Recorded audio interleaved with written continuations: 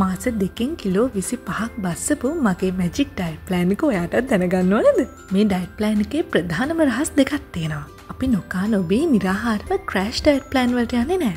මේක ඇවිල්ලා බත් ඩයට් එකක්. උදේට දවල්ට රෑට කියන මීල්ස් 3ම අපි ගන්නවා. අපි නොකා නොබීන්නේ නැහැ. අපි කන්නේ බත්. හැබැයි බත් කනකොට ඔයා මුලින්ම තෝරගන්න ඕනේ හොඳ රයිස් එකක්. ඔයාට සම්බ බත්, සුදු බත් ඒව කන්න බෑ. හොඳ රතු හාලක් හරි හොඳ බාස්මති එකක් හරි මුලින්ම තෝරගන්න ඕනේ. ඊට කලින් ඔයා මේ ඩයට් එක කරන අතරතුරේදී සීනි ජාති, තෙල් ජාති, ෂෝට් ඊට්ස්, කොත්තු රයිස් කෑවොත් නම් මේක වැඩ කරන්නේ නැහැ. දැන් මේ ඩයට් එක කරනවා කියලා ගෙදර මිනිස්සුන්ට කරදර කරන්න එහෙම නැහැ. Bake beans, fried chicken, grill chicken හැම ඕනි කියලා හරිද? ඔයා කරන්නේ මුලින්ම ඔයා තෝරගත්ත බත් එකෙන් හරියටම 1 කප් කෝප්පයක් තමයි අපි කන්නේ හරියටම මෙෂර් කරලා. මේ වගේ මුලින්ම ඔයා ටී කප් එකක් තෝරගන්න. ඊට පස්සේ මේ තේ කෝප්පෙන් ටී කප් එකෙන් එකක් තමයි බත් මැනලා කන්නේ. මුලින්ම උදෙන්ම ඔයා වතුර වීදුරක් බීලා මේ බත් කෝප්පේ කනවා. ගෙදර තියෙන හොදිමාළු ඕනෙම එකක් එක්ක ඊට පස්සේ විනාඩි 10කට විතර පස්සේ හොඳ ග්‍රීන් ටී එකක් බොන්න ඕනේ. අපි බත් කෝප්පයක් කන්නේ සිරුරේ පරිවෘත්තීය ක්‍රියාකාරීත්වයට අවශ්‍ය එනර්ජි ප්‍රමාණය තමයි මේ ගන්නෙ. ගොඩක් අය කියන ඔයා අහලා ඇති. අනේ මම නොකා නොබී බත් කන්නම නෑ, මුකුත්ම කන්නේ නෑ, ඒත් මාව කෙට්ටු වෙන්නේ නෑනේ කියලා. ඔයා ගොඩාක් නොකා ඉඳිහමත් සිරුරේ පරිවෘත්තීය ක්‍රියාකාරීත්වය හරියට වෙන්නේ නෑ. එතකොට අර අම්ල වර්ග සිරුරේ දහන ක්‍රියාවලිය හරියට වෙන්නේ නෑ. එතකොටත් ඔයාව කෙට්ටු වෙනවා අඩුයි.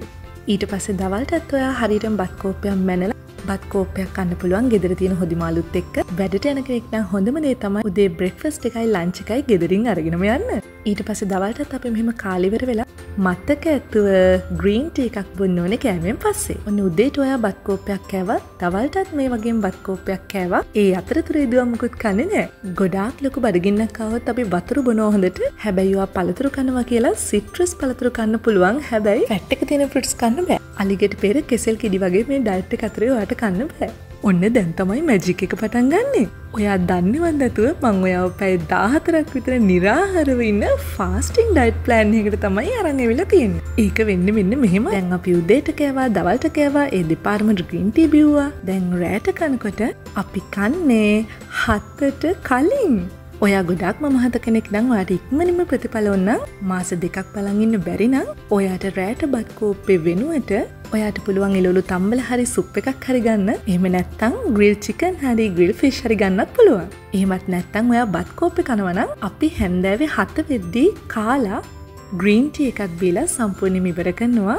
එතකොට අපි හැන්දෑවේ 7 ඉඳන් පහුවදා උදේ බ්‍රෙක්ෆාස්ට් ගන්නකම් උදේ 8 9 වෙනකම් ඔයා දන්නේවත් නැතුව පැය 12කටත් වඩා නිරාහාරව ඉඳලා. දැන් මොකද වෙන්නේ? ඔයාගේ වැඩිපුර තැම්පත් වෙච්ච සිරුරේ මේදය ඔයාගේ ෆැට් එක සිරුරේ පරිවෘත්තීය ක්‍රියාකාරීත්වයට පාවිච්චි කරනවා. එතකොට බර්න් වෙනවා. මීටත් වඩා ප්‍රතිඵල ගන්න ඕන නම් තව පුංචි රහසක් කියලා දෙන්න. මේ ඩයට් එක යන අතරතුරේදීම ඔයාට පුළුවන් දවසට විනාඩි 20ක් එකම වේගෙන් ඇවිදින්න හරි දුවන්න හරි මොකක් හරි ශරීරයේ වෙහෙසන ක්‍රියාකාරකම් දෙන්න. ඊටම ඔයා මේ ඩයට් එක කරන්න. එතකොට ඔයාගේ වැඩිපුර මේදේ තැම්පත් වෙච්ච හැමදේම කෙට්ටු වෙලා මේදේ දහණය වෙලා ඔයාට ලස්සන සිරුරක හිමිකාරයෙක් වෙන්න පුළුවන්.